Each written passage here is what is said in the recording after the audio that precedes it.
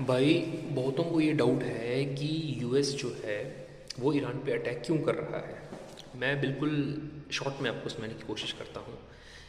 सबसे पहले जो दिक्कत है वो है, दो कंट्रीज़ हैं, ठीक है। ये प्रॉब्लम उनके द्वारा क्रिएट किया गया है। एक कंट्री है इज़राइल और एक कंट्री है सऊदी अरबिया। इज़राइल जो है उसके भी इश्यूज़ हैं, किसके साथ? ईरान के साथ। क्यों?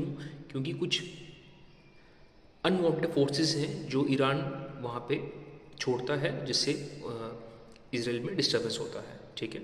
हाँ, और सऊदी अरेबिया जो कंट्री है उसके भी टर्म्स अच्छे नहीं हैं ईरान के साथ, ठीक है। क्यों अच्छे नहीं हैं? क्योंकि ये एक बेसिकली रिलीजियस वॉर है between Saudi Arabia and Iran. Iran में मोस्टली जो मुस्लिम कम्युनिटी है वो शिया है, एंड सऊदी अरेबिया में जो मेजॉरिटी में मुस्लिम कम्युनिटी पाई जाती है वो है सुन्नी।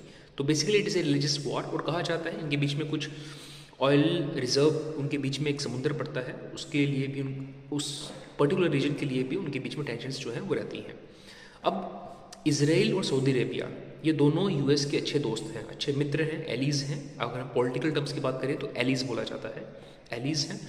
तो अब ये दोनों बार बार पोक करते हैं किसको? यूएस को।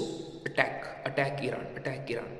तो इसलिए ईरान जो है, यूएस जो है वो अपने आप को दादा समझता है और बार बार किसके ऊपर अटैक कर रहा है? ईरान के ऊपर। पहला फैक्टर ये। दूसरा फैक्टर ये, यूएस कहता है कि ये यहाँ पे ईरान में ह्यूमन राइट्स की वायलेशन हो रही है, तो मैं उसको सपोर्ट कर रहा हूँ। दूसरा फैक्टर ये बोला जाता है। तीसरे फैक्टर की अगर मैं बात करूँ तो यूएस जो है बेसिकली बहुत चालाक देश है। वो जो ऑयल रिजर्व है between Saudi Arabia and Iran, उसको अपने कब्जे में करना चाहता है। तो वो इसलिए भी वो थोड़ा सा चापलूस होके, अब थोड़ा सा क्लेवर होके सऊदी अरेबिया को सपोर्ट कर रहा है इन फाइटिंग ईरान। एंड चौथा और foremost factor, last but not the least, वो है कि कहा जा रहा है कि ईरान जो है वो न्यूक्लियर वेपन्स जो है वो तैयार कर रहा है, न्यूक्लियर से उसकी डीलिंग हो रही है, तो जो यूएस को अच्छा नहीं लग रहा है। तो ये सब 3 से 4 फैक्टर्स जो हैं, ये बेसिक फैक्टर्स हैं जो एक टेंशन का माहौल क्रिएट हुआ है अभी के टाइम में बिटवीन यूएस एंड ईरान। तो उसके जो बेसिक मुद्दे थे वो ये थे।